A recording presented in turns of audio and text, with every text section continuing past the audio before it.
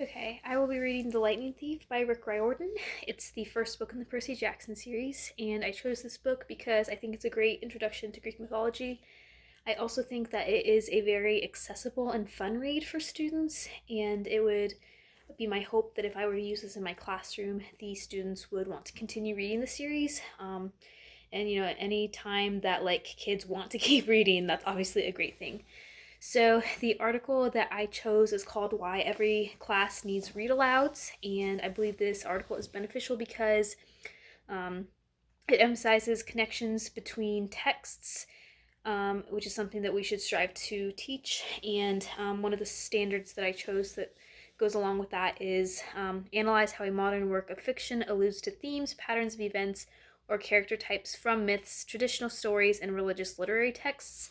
So there's a lot of references to mythology in this book, so that's why I chose it.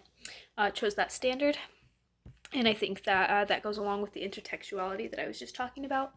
The second reason I chose this article is because it explains that read alouds are ideal for teachers to pause every once in a while and ask a discussion question to the whole class.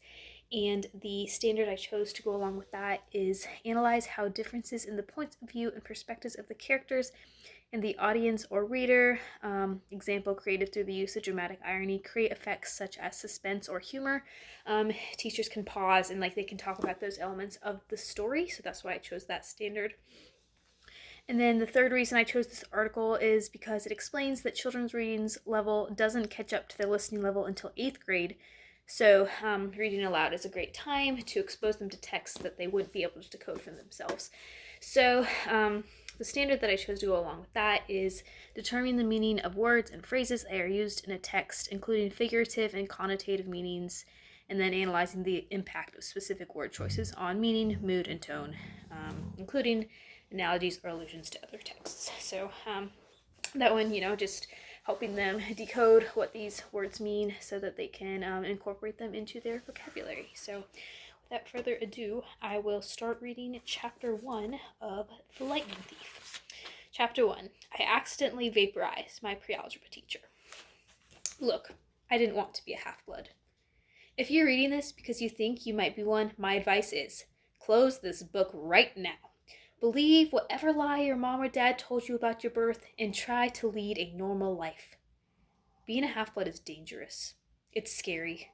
Most of the time, it gets you killed in painful, nasty ways. If you're a normal kid reading this because you think it's fiction, great, read on. I envy you for being able to believe that none of this ever happened. But if you recognize yourself in these pages, if you feel something stirring inside, stop reading immediately. You might be one of us. And once you know that, it's only a matter of time before they sense it too. And they'll come for you. Don't say I didn't warn you. My name is Percy Jackson. I'm 12 years old. Until a few months ago, I was a boarding student at Yancey Academy, a private school for troubled kids in upstate New York. Am I a troubled kid? Yeah, you could say that. I could start at any point in my short, miserable life to prove it, but things really started going bad last May when our 6th grade class took a field trip to Manhattan. 28 mental case kids and 2 teachers on a yellow school bus, heading to the Metropolitan Museum of Arts to look at ancient Greek and Roman stuff. I know, it sounds like torture. Most Yancey field trips are. But Mr. Brunner, our Latin teacher, was leading this trip, so I had hopes. Mr. Brunner was this middle-aged guy in a motorized wheelchair. He had thinning hair and a scruffy beard and a frayed tweed jacket, which always smelled like coffee. You wouldn't think he'd be cool, but he told stories and jokes and let us play games in class. He also had this awesome collection of Roman armor and weapons, so he was the only teacher whose class didn't put me to sleep. I hoped the trip would be okay. At least, I hoped that for once I wouldn't get in trouble. Boy, was I wrong. See, bad things happen to me on field trips. Like at my 5th grade school, when we went to the Saratoga battlefield, I had this accident with a Revolutionary War cannon. I wasn't aiming for the school bus, but of course I got expelled anyway. And before that, at my 4th grade school, when we took a behind-the-scenes tour of the Marine World Shark Pool, I sort of hit the wrong lever on the catwalk and our class took an unplanned swim. And the time before that, well, you get the idea. This trip, I was determined to be good. So that's all that I have for that. It's a really great book if you haven't read it yet.